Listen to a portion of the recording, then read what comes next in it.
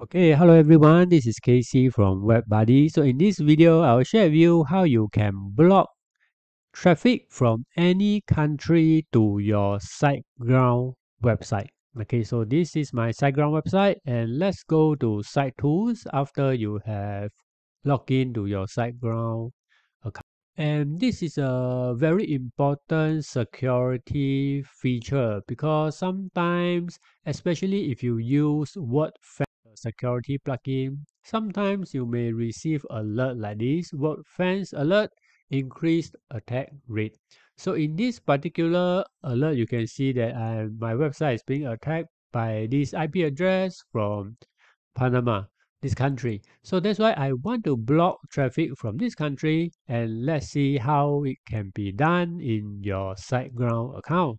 So let's go back to your SiteGround. Hello, hope that you are enjoying the video so far. Are you currently looking for affordable web hosting services for your WordPress website? Now, for less than $3 a month, you can get a free domain name, free email address, and different data center to select. So go check out SiteGround via my affiliate link, and you can purchase any plan, and also comes with free domain name. Now back to the video.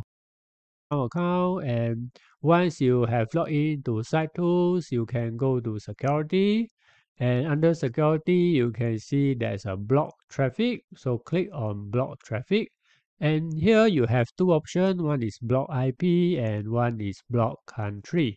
So once I click on block country, and I can select the domain name. So this is the website, and the country, I can just type in the country that I want to block, select this and click block. Okay, so now this country, any traffic from this country wouldn't able to see my website. Okay, so another feature is you can also block by IP address.